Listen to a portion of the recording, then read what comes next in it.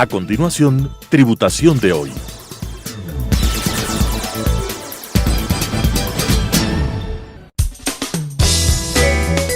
Clasificación A. Apto para todo público.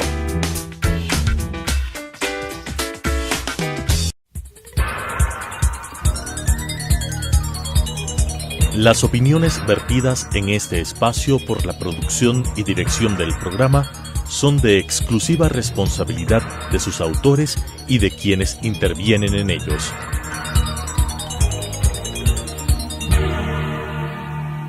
Telesucesos Canal 29 UHF presenta Tributación de hoy, un programa destinado para los ciudadanos en su entorno fiscal para el Ecuador, con la conducción de la doctora Cristina Trujillo. Tributación de hoy. Tributación de hoy, un programa diferente donde abordaremos temas del ámbito local e internacional, pero sobre todo la importante presencia de entrevistados que nos ayudarán a comprender el marco regulatorio vigente en nuestro país. Como siempre, me gusta estar con profesionales jóvenes que van generando ya huella en nuestro accionar, tanto en el sector empresarial como en el sector público. El día de hoy tengo a un joven abogado, pero con una experiencia increíble. Vamos a hablar con Jorgito Eguigoyen, quien nos va a permitir conocer un tema de gran importancia y que muchas veces, mi estimado Jorge, no sabemos y pensamos que es cualquier cosa. Vamos a hablar de la responsabilidad civil. ¿Qué es esto de la responsabilidad civil? Pero ante todo te felicito porque me encanta, como ya les dije, estar con jóvenes emprendedores, con estos abogados, con estos profesionales que ya nos van estando haciendo huella a los que ya estamos un poquito más acá. Vamos a dar paso a esta juventud y sobre todo este profesional con toda esa experiencia nos va a hablar de un tema que a veces genera polémica.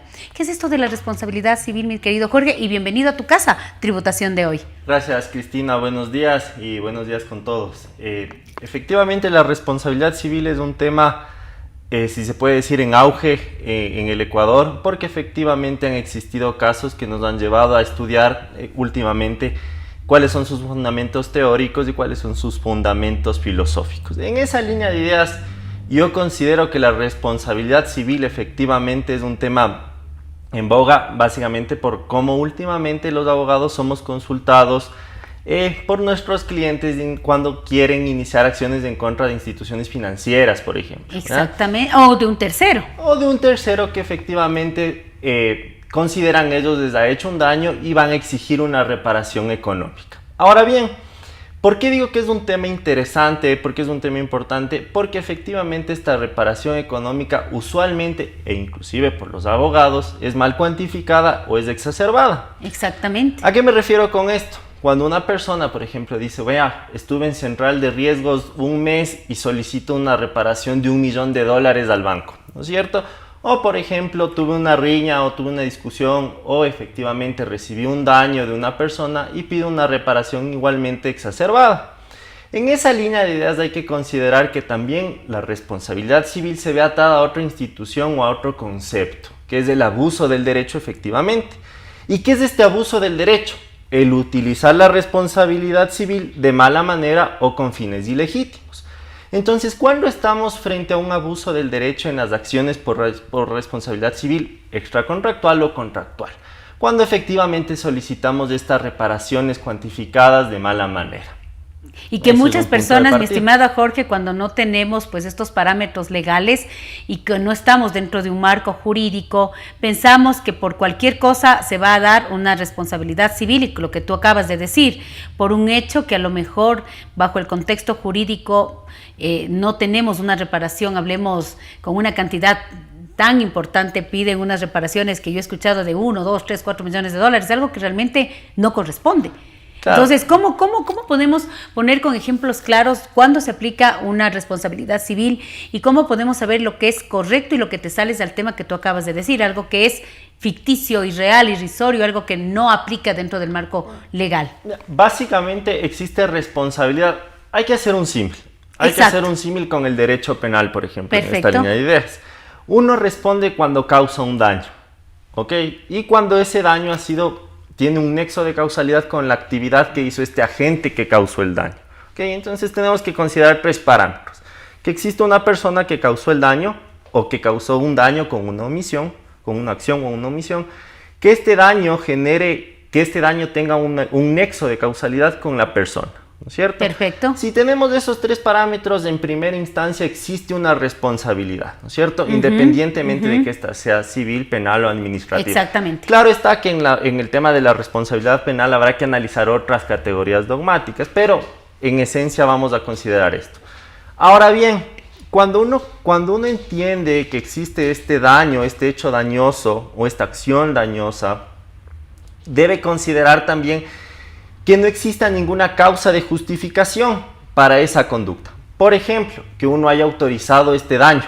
El ejemplo más claro que pone la dogmática es una pelea de box. Perfecto. Si yo estoy peleando con otra persona, evidentemente autoricé de alguna manera que se me cause un daño físico. Entonces, si consideramos que estos parámetros se han cumplido, uno debe analizar cuál es la reparación que va a solicitar al juez. Esta reparación, nuevamente y regreso al punto de inicio, no debe ser con afán económico, sino más bien, repito, reparar. Y no a veces es compensar, sino más bien es reparar. Y ahí es la palabra clave. La gente piensa es compénsame. Compénsame lo que me ha pasado. Compénsame lo que ha sucedido y de cierta manera es cómo voy a compensarme. Y van más allá de lo que es correcto, que es, en este caso, es reparar. ¿Cuál es la diferencia entre compensar y reparar? Básicamente, compensar y reparar son términos que se utilizan en la dogmática o en la doctrina civil de manera similar. Entonces, no es tanto por ahí el concepto que les va a diferenciar. Más bien yo considero que es el enriquecimiento injustificado, ¿ya? O verse aventajado económicamente. Esto es lo que, por ejemplo, Alessandri dice, ¿ya? Que es uno de los tratadistas más famosos que les encanta a los civilistas. Así es, ¿ya? Nos encanta. Entonces, básicamente, si una persona se va a enriquecer con esta reparación, ya deja de ser reparación y empieza a ser una suerte de abuso del derecho. ¿Por qué? Porque efectivamente esta persona se va a enriquecer y no va a reparar el daño, sino más bien utilizó el derecho de daños de una manera ilegítima. Totalmente. ¿Ya? Entonces, lo que nosotros debemos considerar, y es contra lo que yo lucho, es con que los abogados dejen de solicitar reparaciones económicas, salvo que efectivamente se logre demostrar que existió un perjuicio económico o un daño que se puede atribuir a un bien o un daño que puede traducirse en la entrega de una cosa o de un bien o de un cierto valor patrimonial, para efectivamente, por ejemplo, pedir disculpas públicas, que es efectivamente lo que repararía el daño y lo que restauraría el Estado de Derecho, que es esta potencia frente a una impotencia que se causa cuando existe un daño y una reparación. Y eso es lo correcto, o sea, vamos a decir que lo correcto, lo justo es, en este tipo de acciones de reparación, es una disculpa pública, más allá de pensar en el tema económico. Correcto. Y es lo que muchos a veces colegas abogados,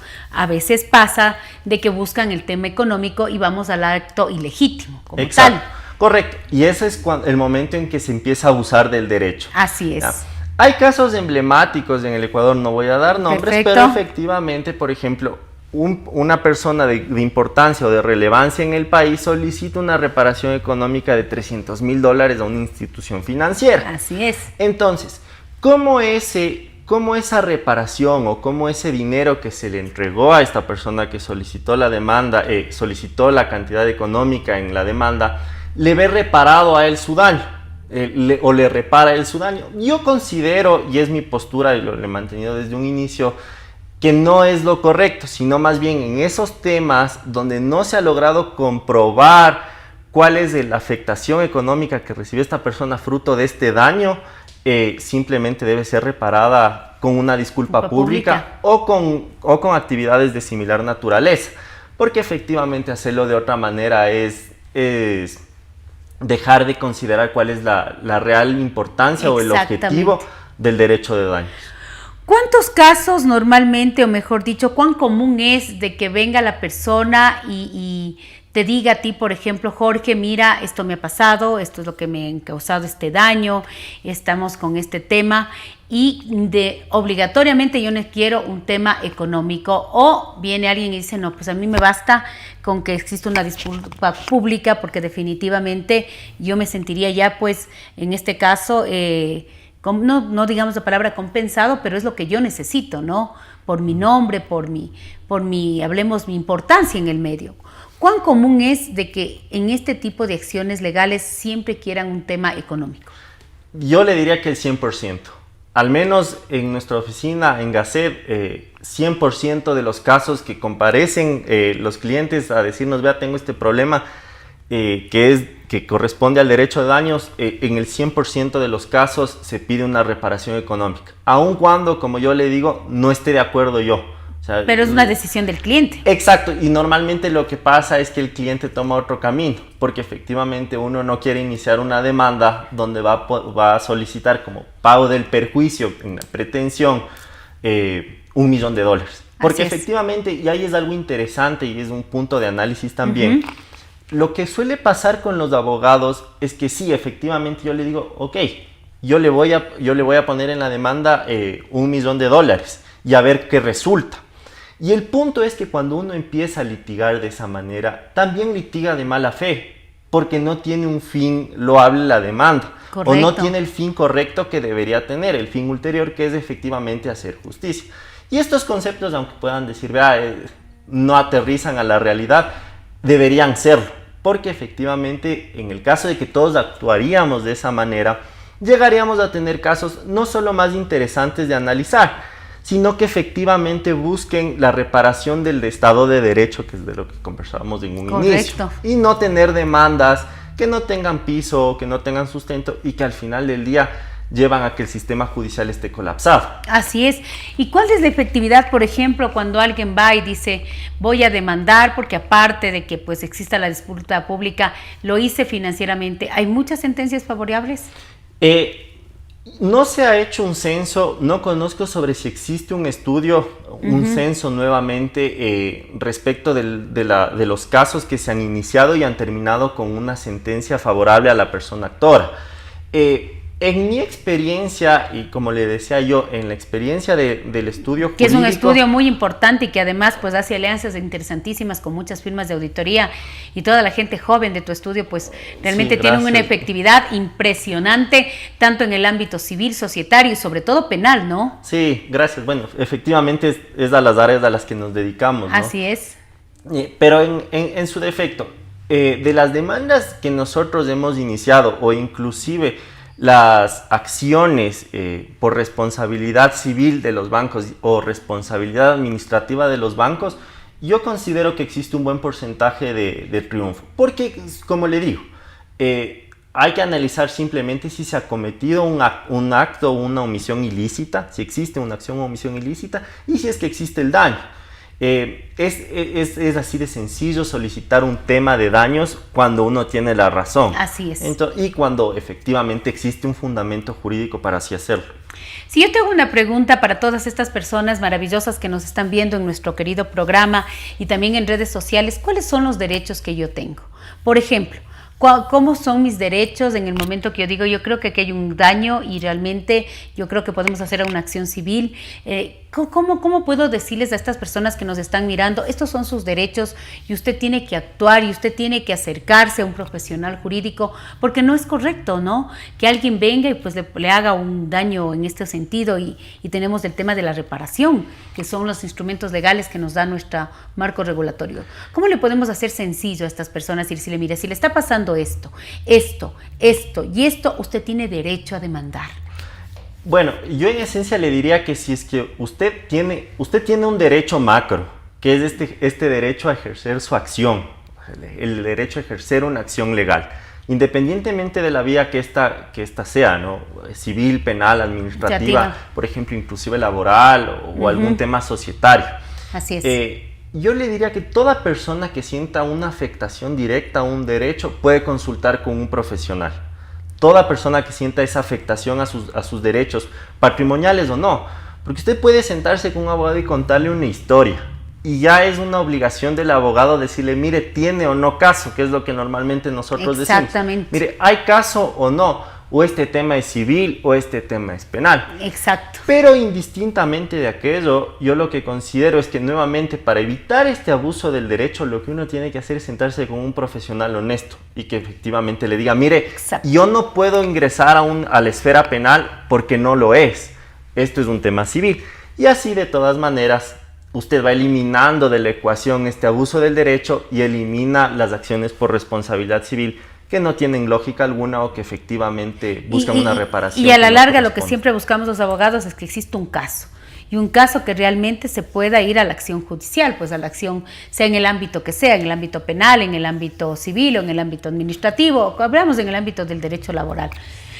Qué interesante escucharle a Jorge con esa solvencia, con esa capacidad, y definitivamente uno aprende, uno escucha y se da cuenta de que estamos hoy pues con profesionales jóvenes que estamos generando pues esa experiencia para el sector empresarial y también para el sector público.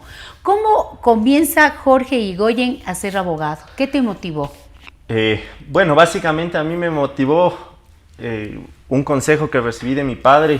Él fue que me dijo, no te hagas militar. Yo en primera línea quise ser militar. Me dijo, no te hagas militar. Y te cuento, Jorgito, que mi marido es militar, así que, sí. Pero eso pasa, ¿no? De hijos de militares, pues toman otros destinos.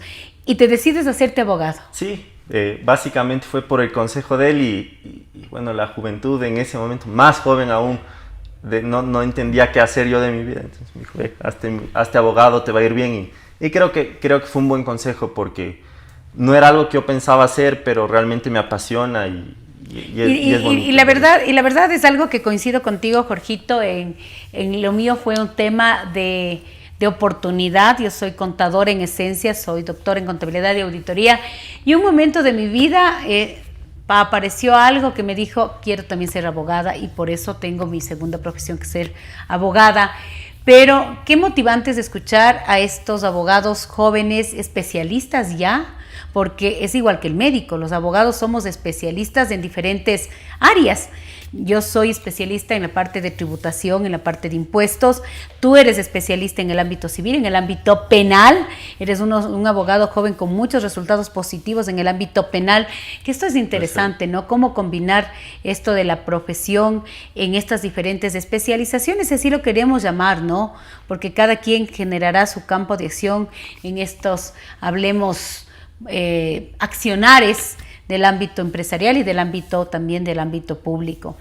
Mi estimado Jorge, y algo que también las personas que nos están escuchando, pongamos un ejemplo práctico del tema que fue pues parte de la invitación a tributación de hoy, sobre lo que es este tema de lo civil, cómo se da. Pongamos un ejemplo. Juan Pérez, ¿le sucede qué? Pongamos el ejemplo del Juan Pérez, para que la gente sepa y diga, esto me está pasando, esto me está sucediendo a mí y realmente yo necesito pues esto, realizar mi derecho a ejercer la legítima, como yo digo, derecho a la reparación.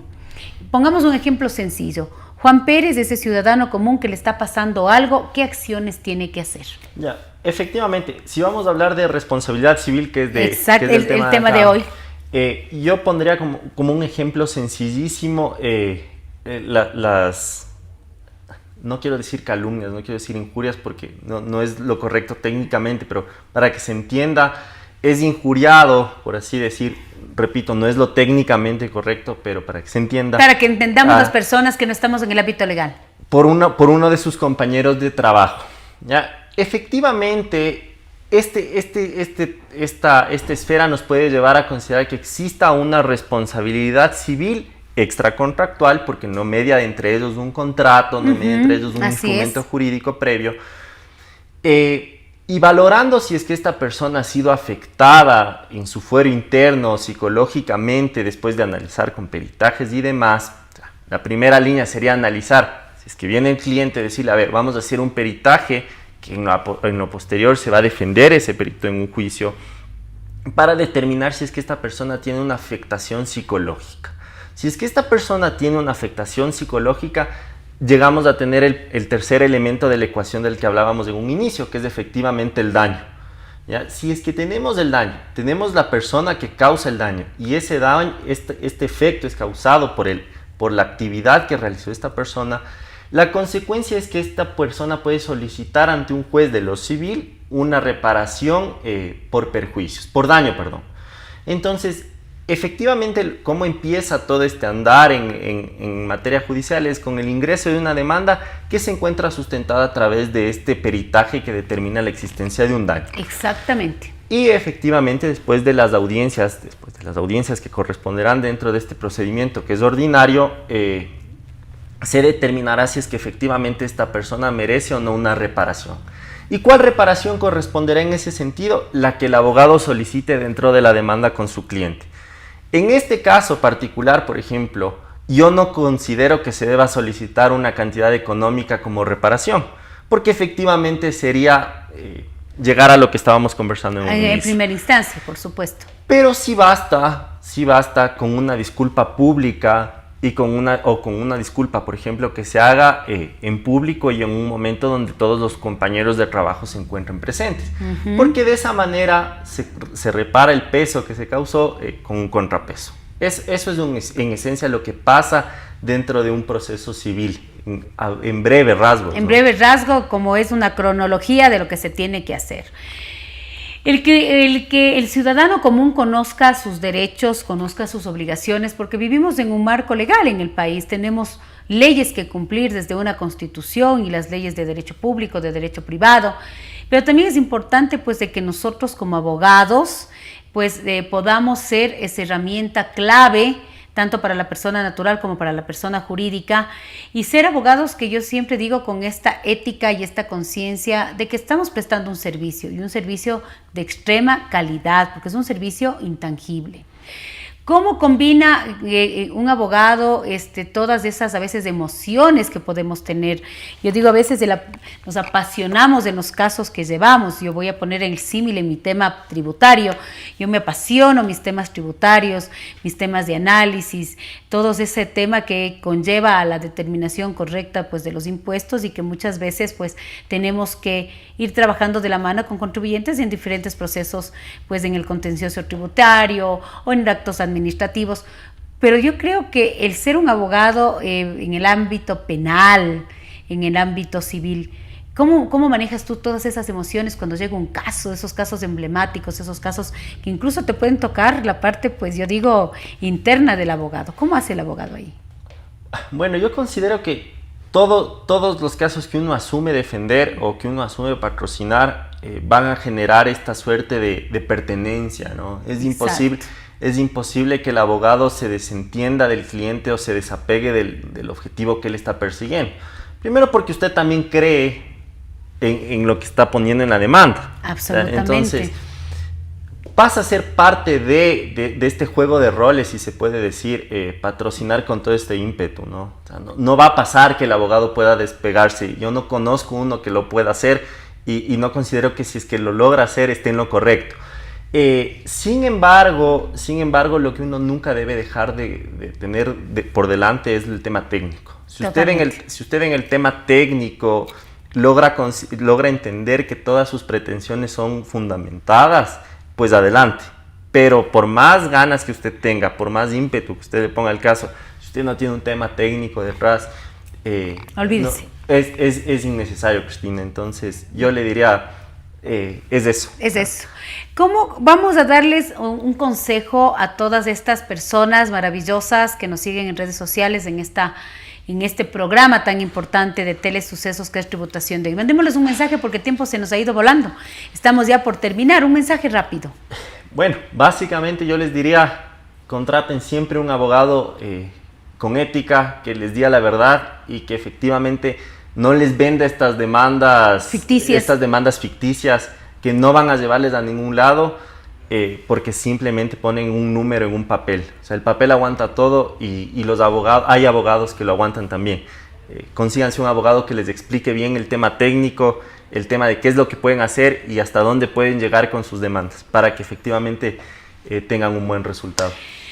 Como siempre, la presencia de entrevistados que nos dejan su experiencia profesional, y repito, yo me rodeo de gente brillante, abogados que tienen una trayectoria o profesionales en cualquier ámbito que pueden aportar algo positivo, aportar algo para nuestro querido programa de tributación de hoy.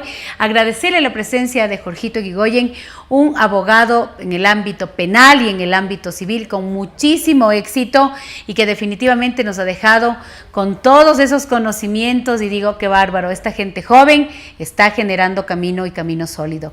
De mi parte, muchísimas gracias y nos volveremos a ver la próxima semana en Tributación de Hoy.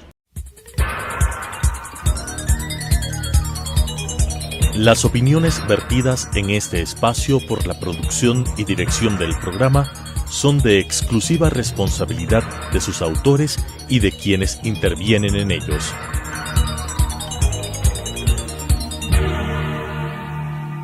Telesucesos Canal 29 UHF presentó Tributación de Hoy, un programa destinado para los ciudadanos en su entorno fiscal para el Ecuador, con la conducción de la doctora Cristina Trujillo. Tributación de Hoy.